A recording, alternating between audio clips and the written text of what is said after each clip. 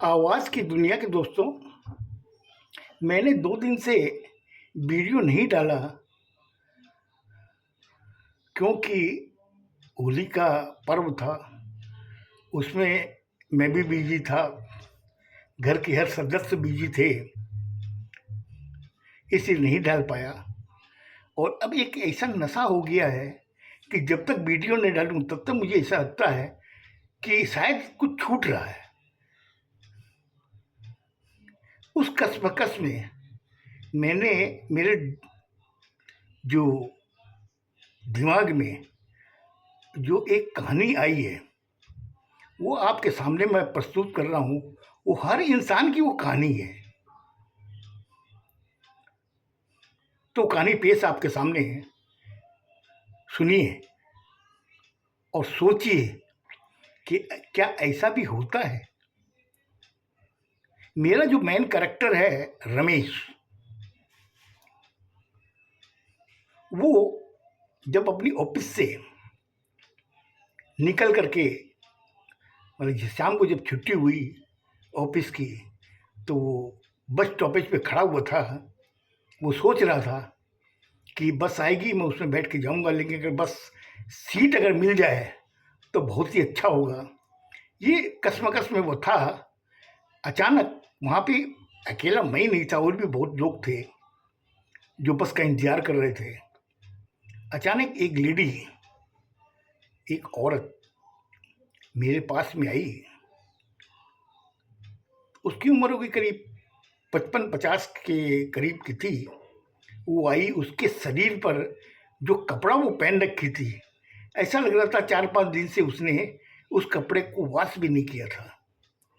वो बड़ी करुणा भरी नज़रों से मुझे उसने कहा कि देखिए, मैं अपने घर से निकली थी, लेकिन रास्ते में कहीं मेरा पर्स गिर गया है और मेरे पास जाने के लिए पैसे भी नहीं है, और मेरा घर यहाँ से 20 किलोमीटर दूर है। तो अगर आप मुझे 50 रुपये अगर दे दें तो मैं अपने घर पहुँच जाऊँगी, और आप अपना एड्रेस अगर देंगे तो मैं आपके एड्रेस पे वो रुपया भी पहुँचा दूँगी। मैंने जब उसको देखा और उसकी दयनीय अवस्था को जब देखा, तो मुझसे रहा नहीं गया। मैंने निकाल करके उसे 50 रुपये दे दिए। उसके चेहरे पे जो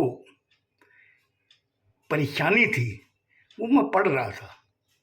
मैंने उसे 50 रुपये दे दिए, और देने के बाद में वो वहाँ से चली गई।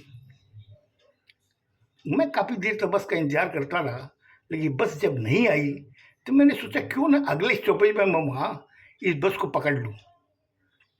तो वहाँ से पैदल ही मैं अगले स्टॉपेज की तरफ पहुँच गया कि बस यहाँ आएगी तो यहाँ मैं पकड़ लूँगा। वहाँ खड़ा मैं इंतजार कर रहा था बस का, और बस की तरफ मैं देख रहा था कि बस आएगी तो मैं उसमें बैठूंगा। तब तक देखा कि वही औरत, मैं मुंह मुंह उधर घुमा रखा था, वही औरत मेरी पास आई, आके कहा कि भाई साहब, मैं घर से निकली थी, मेरा पर्स कहीं छूट गिर गया है और मुझे घर जाने के लिए पैसा चाहिए। उसकी जब आवाज़ सुनी तो मुझे लगा कि ये तो जानी पहचानी आवाज़ है। मैं जब पलटा, मुड़ के सब देखा, उसने जब मुझे देखा, उसने सॉरी भाई साहब सॉरी, इतना कि आगे बढ़ने लगी। मैंने सोचा कि ये क्या है, आज 50-55 की औरत है ये, वहां पे उसने मुझसे मांगा, अब यहाँ पे भी ये मांगने आई मेरे पास में। मैं उसको बहुत देर से फिर फॉलो करने लगा कि आखिर ये और किससे किससे मांगती है। तो वो जो चीज़ें मैंने देखी, उसने फिर आगे जाने के बाद में एक सज्जन से उसने यही सेम चीज़ कही। उस सज्जन ने निकाल के उसको 100 रुपये दिए। अब मैं उसका पीछा करने लगा कि देखती हूँ ये क्या करती है। ऐसे करते करते कम से कम मैं 4 स्टॉपेज क्रॉस कर गया। तब तक वो कम से कम हर आदमी से 100-50 रुपये लेते लेते वो जा रही थी। फिर मुझसे रहा नहीं गया, मैं उसके पास पहुंचा। मैंने कहा बहन जी, ये आप क्या कर रही हो? उसने पलट के मुझे कहा कि हाँ कहिए क्या बात है, आप मेरा पीछा कर रहे हो क्या?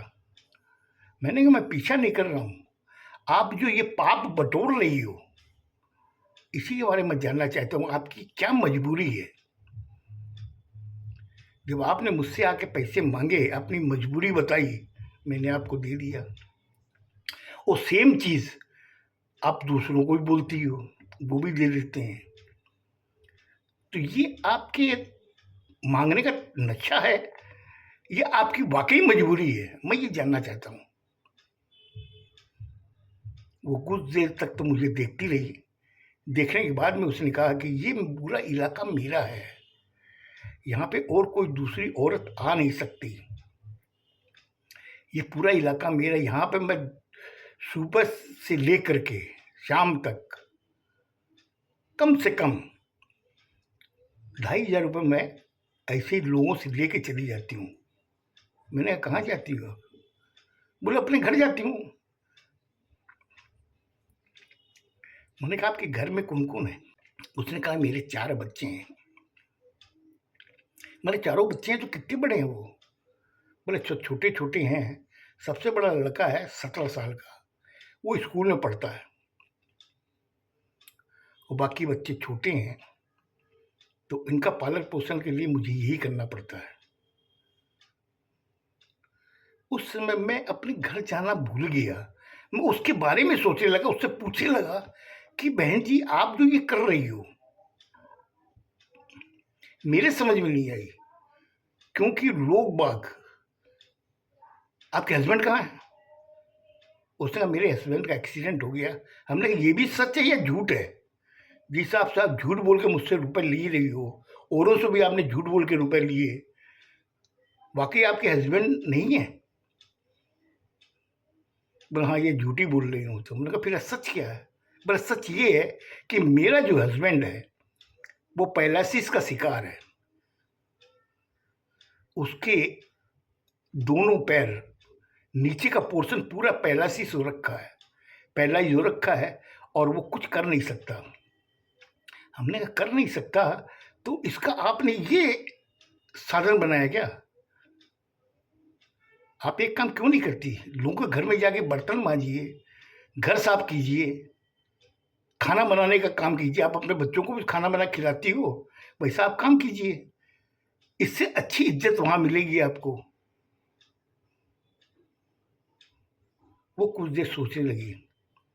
सोचने के बाद में उसने कहा कि भाई साहब आपने जो राय मुझे दी है इस पर मैंने अमल किया था।